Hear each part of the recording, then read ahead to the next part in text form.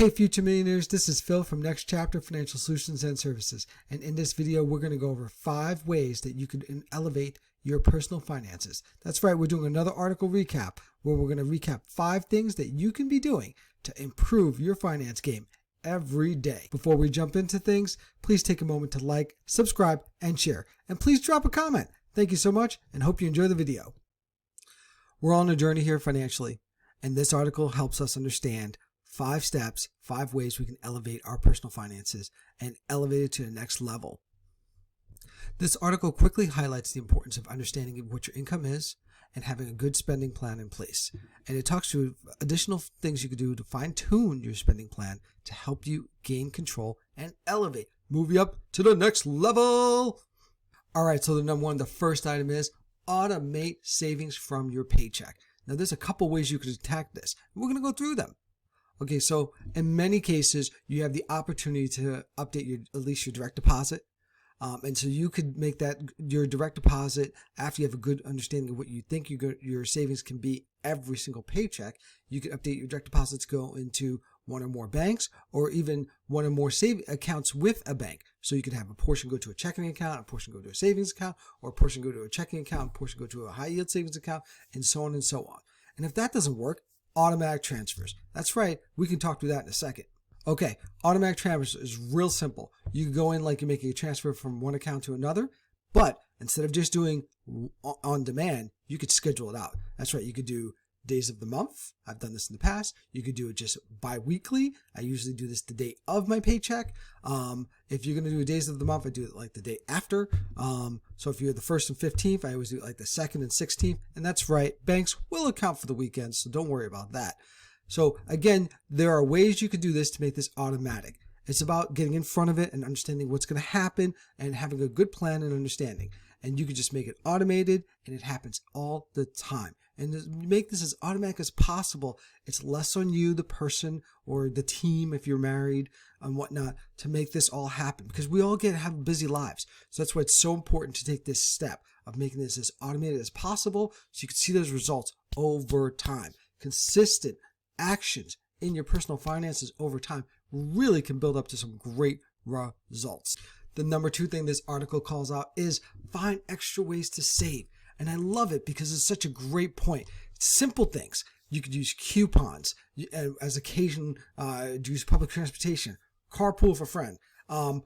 Other things you could do when you're going out on a Friday or whatever, figure out if someone wants to be DD so you could save costs on Ubers and such, like things like that if you're all centrally located. Of course, use your best judgment here. You've really got to be committed to having safe driving there. Other things, there's really good opportunity, meal planning. Saving costs on meals is huge. So let's be real here. I want to go in depth here on this meal planning front. I don't know about you, but my work days are so busy, and sometimes my lunch is like 15, 20 minutes, or I'm doing it over a Zoom meeting. Yeah, I know it's not great, but this is the world we live in, and sometimes that's just the way it is. So, you know what? It's great if you meal plan because at least you're eating what you want, some good food that you prepared yourself. And that includes, honestly, I'm not going to sit there and say, don't do HelloFresh or whatever, meal kits there are. Just doing that ahead of your schedule. Also putting it in your budget. It all works out. If you do that, you could be saving $10, $15 per day. Now, if you save that roughly $10 per day, that ends up being $3,600 per year. That really adds up over time. If you use that $3,600 per year and put it into savings, over time it really builds up because of compounding interest. Or if you're going to put it towards debt, that really reduces the debts even faster because you're reducing the principal amount, the outstanding amount, and the interest on that loan or debt gets smaller and smaller and smaller, and then therefore you keep making payments and it just reduces and eliminates faster. The number 3 thing that this article highlights that is so important is putting that money to work. You found ways to automate. You found ways to eliminate costs to even increase the amount that you're savings. Now let's put that money to work. So put that money to work in places like a savings account, a high yield savings account, or even a CD. Remember, CDs come with those terms of like 3 months, 6 months, 9 months, or even years. So figure out what works for you. when you surrender a CD or get it back early, there's a penalty. So be really clear about how long you're willing to save it if you're going to put it in a CD. So it really depends on each person what you want to do there. So I'm going to highlight number 4. I'm a big fan of high yield savings account. Why? Because the money is liquid. There's no surrendering fees if you need the money in an event of emergency. And nowadays, high interest rates, high yield savings accounts are well over 4%. Because the Fed just recently did their January meeting of 2024, that means these interest rates are going to probably stay there for another 3 months at minimum, because the Fed doesn't meet on a daily basis. They don't even meet on a weekly basis. Did you know they meet like monthly or bi-monthly, or when there's certain major financial events? So knock on wood, there will be no major financial events for the next 3 months. So this article stays relevant. This point stays relevant, that the interest rates will stay nice and high above 4% on high yield savings. For those of us in the savings phase, this is great because you're saving in a high yield savings account, which is 1, liquid. 2, most high yield savings accounts, or everywhere we're going to refer to, will be federally backed. So that means it's FDIC insurance. So if the bank goes away, you still get your money back because of FDIC insurance. And that's a limit of like $250,000 or even $500,000 if you have a joint account and you're married. So obviously, most people are not going to save $250,000 in a high yield savings account. So along the way, as you're saving money, it is federally backed. And that's why number 4 is a great spot. High yield savings accounts is a great spot to save your money. The 5th and final item that this article highlights that is a great thing to do very frequently to help you improve and elevate your finances is check your accounts frequently. And, there are apps, there are things you can do, but if you're at least checking your bank accounts, that's right, your bank accounts, or even some of your investments, you are going to be more conscious. The investments you probably shouldn't be checking daily because it just keeps going up and down, up and down. But over the course of time, months and months and months, it's going to go up. But your bank accounts on your day-to-day, this will help you. Your bank and your high yield savings, this will help you. And especially I want to highlight for everyone I've ever coached, what day do we always check? We check on the days when we get paid and Thursdays and Fridays. Days we get paid because we're going to sit there and confirm, are we going to allocate our paycheck the way we've planned? What bills are we going to pay? What our saving targets is? What our debt payoff target is? And then Thursdays and Fridays. And here's a pro tip why. Like most people, what do we do on Thursdays and Fridays? We confirm what we're doing on the weekends. That's right. So if you don't check your accounts, you're going to make commitments that are going to help you blow your budget or blow your spending plan. So I want you always checking your accounts on a Thursday and Friday. Confirm that things have went out, the bills have went out, they've posted, confirm your spending plan for the weekend, confirm what you want to enjoy over the weekend. That's right. That way you stick to your guns, you stick to your plan. There's always going to be an opportunity that you may have to pass on. And you know what? You're not going to pass on them all forever and ever. But think of it this way. You have a good spending plan.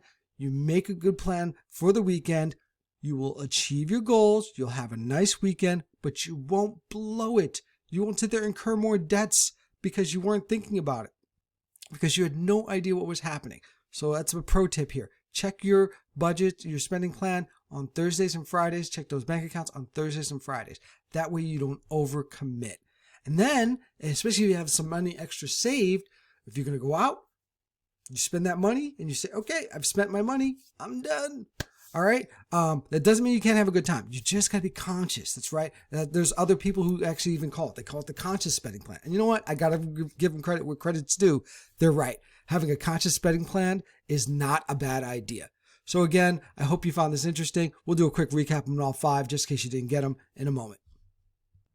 Now let's jump into this quick recap. 5 ways to help you elevate your finances on a daily basis. First, automate that paycheck. Again, this could be through splitting up your direct deposit or even doing direct transfers within accounts, the same bank or between banks.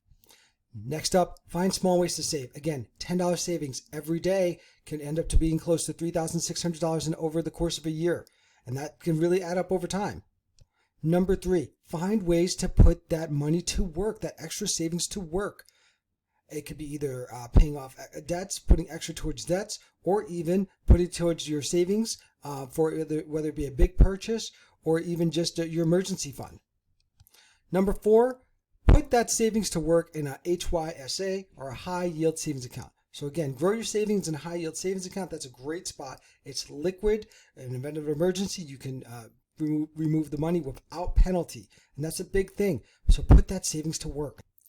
Number 5, again, check your finances, financial accounts. It could be daily. Or even just Thursday, Fridays, and paycheck days. Again, Thursdays and Fridays help you prep for the weekends, and then paycheck days. And I say Thursday, Fridays because that's traditionally when people have off on Saturdays and Sundays. But if you have different days off, check for it before you know your big spending days are coming up. And of course, your paycheck days. We hope you found this recap really helpful. This video is brought to you by Next Chapter Financial Solutions and Services. So please like, subscribe, and share with your friends. If you enjoyed this video, also drop a comment. It is our goal at Next Chapter to provide you with information to help you take action to improve your financial situation. Please check out our links on our Etsy page for printables and files to help you take action. We also offer one-on-one coaching. Our goal is to help our customers determine a clear path to achieving their financial goals. So if this is something you are interested in, please click the link below to contact us. Talk to you soon, and I hope you enjoyed the video.